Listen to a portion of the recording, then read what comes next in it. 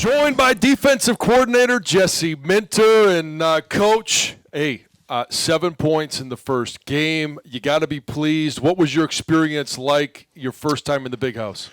It was a good experience. I was very just excited for the players to get a chance to play a game, play somebody else after having gone through spring ball with them, having gone through the summer, gone through training camp. So it was great to see them get out there and have some success and fly around.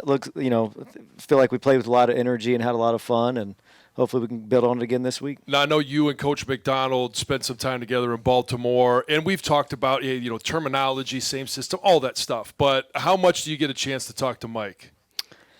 Did you call him after the game and let him know that, hey, your first time, you're laughing, I think it happened. No. You gave up 14. I only gave up 7. No. He sent me a really nice text before the game. I know he's in prep for week 1, so. 1 sack, great. You guys got 7. Yeah, I mean, dear friend, the list. But it is what it is, so we're just trying to be the best version of ourselves. I mentioned the 7 sacks, and last year all the sacks came from 2 guys. There were 9 all season long that didn't have Hutch or Ajabo on it. This year, 7 sacks in the first game. Was that a point of emphasis for you guys? It is. It's a huge – I think it's just a mentality that we want to have, that everybody gets a chance and everybody eats. And, a huge thing for us is when one person makes a play, we all make a play. And, and I've said this before, like, I'd love for the end of the year for us to maybe have a guy that could have 12, 13 sacks. But, right now we want to spread it around. We want to bring different guys. I think we got all 3 levels of the defense involved in pressure. And it keeps offenses off balance. And if the guys really buy into it and can continue to buy into it, then, I think as a team we can have a lot of success. When I was talking with Mozzie Smith earlier today, he mentioned that this is a defense that it can really change its identity. How much do you want to be true to who you guys are, but yet still be able to match up with a lot of different styles of offense that you're going to face? Yeah, I think one of our traits is that we are flexible. So I think we have a versatile package. We have a lot of different pieces. I mean, we were counting 6 different edge pieces that bring something a little bit different to the table, that different matchups with different types of O-linemen. They can do different things, a bunch of different interior guys. In camp, I think we probably have used our linebackers a little bit more. Didn't do it quite as much in that first game, but there's just a lot of versatility, a lot of speed. And so I think we have the ability to match up with a lot of different styles. I was surprised that the number was as high as it was, simply because you're going against an up-tempo offense, and there were some times where that ball was in the quarterback's hand and gone. Braden Mcgregor had a move on, and he didn't get home, but put pressure on the Rod Moore interception. What have you seen from him early on? I think he's had a tremendous camp. He's a guy, right when I got here, sort of asking around, and he's a guy that people have pinpointed with potential. And potential sometimes is a scary word. Yeah. But he's battled some injuries and in his career, and I think was able to get through last season and sort of get healthy, I think. And he's a guy I think we're just trying to build confidence in. That I thought in his snaps he was really, really productive. Like to get him more snaps, just kind of the way the game went. But he has a high ceiling for us as an edge presence, both against the run and the pass with his size and length. And he had a couple, really, really good one-on-one rushes that he might not have got a sack for, but we know how much he disrupted the quarterback and the timing of the play, and was proud of the way he played. Another guy was in 1 snap, 1 sack, Yabi Anoma. It's going to be talked about a lot, but what has he brought to your defense, and where is he at in terms of understanding it to be able to be used more? Yeah, he's, to his credit, guy got here about 3 weeks ago.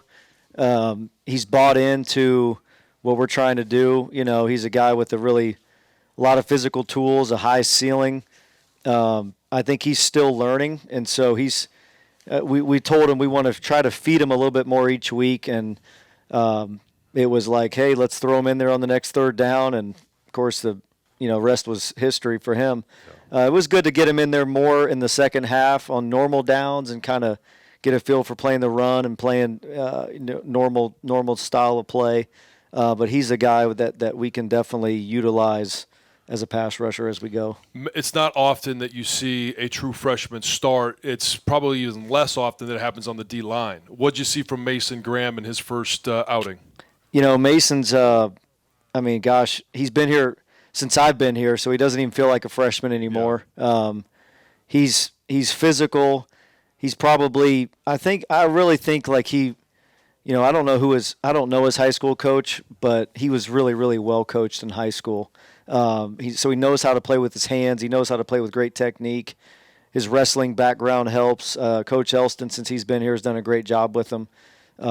He's a guy that has a high ceiling, and we're excited to have him and excited about his first opportunity. And the impact of those inside guys. Mozzie Smith ended up with a half a sack. Mason had half a sack, but we saw Rashawn Benning, Chris Jenkins. They really did in my estimation, a good job of getting penetration and pushing that line of scrimmage back. When they do that, how much easier is it for the rest of the defense?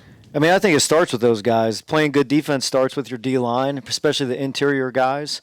Mozzie's our leader, and he sort of brought along the rest of that room with him, along with Coach Elston. And for those guys for us to have the amount of guys we have that I think we can play with, it keeps everybody fresh. You're not counting on a 300-plus pound guy to play 50 snaps in a game. And just credit to those guys, credit to Coach Herb for getting them ready to play, and look forward to continuing to grow more guys in that room. On the back end of things, you knew this was an air raid offense, and there was going to be some pressure on your secondary. Rod Moore had the one pick, but what did you see from guys like Makari Page, R.J. Moten, and some of your corners? I thought we covered them. I thought we were sticky. There wasn't we didn't give up really any explosive plays. There was one seam route that we almost got our hands on the ball that they completed. And then there was a crossing Michael route. Barrett almost got his hand on it, yeah. Tipped it. If he was an inch taller, he might have picked it. And then there was a crossing route or two that we just sort of lost leverage on. But overall, I thought Coach Klink and Coach Jay do a really good job with those guys and having them prepared, knowing what concepts are coming. I thought Makari Page, really, really proud of him for his extended action. I thought he was flying around. I thought he had some really nice tackles. Of course, Rod was great. Great to see him flying around, and then RJ has become a little bit of a chess piece for us that we can move around. We had him up along the line of scrimmage on some packages. So that group right there is really good. And then Mikey. My gosh, first game on defense, first third down of the season, he goes in there and gets a sack. So just excited about what he's brought to the table. And then I thought DJ and Jamon both had really in coverage kind of quiet games because their guys didn't make a lot of plays, which is good. And then, of course, DJ had a really heads-up play to pick up the ball on the fumble. So overall, we're just happy with the way that group played overall. When you come in as a freshman and you're a five-star guy, there's a lot of things expectations, and then you decide to wear number 2 at Michigan. Yeah. There's even more expectations. What'd you see from Will Johnson? I thought he had a couple really nice plays in the first half. They challenged him up our sideline, and he had an elite finish on the ball against the same receiver, ironically, that he ended up getting one later. So I think those games are just invaluable for, we need Will to be really good as the season goes and as when you start getting into conference play and we know there's bigger fish down the road. And so I'm you're not happy that he gave up a touchdown, but I am happy that he got challenged and they threw the ball at him. And I think he'll continue to learn the details of preparation at this level. And I'm really excited about his future. Well, Coach, we're excited about this football season, what we saw from the defense. Thanks for joining us tonight, and look forward to seeing you guys on Saturday night. All right, appreciate it. Thanks for having me on.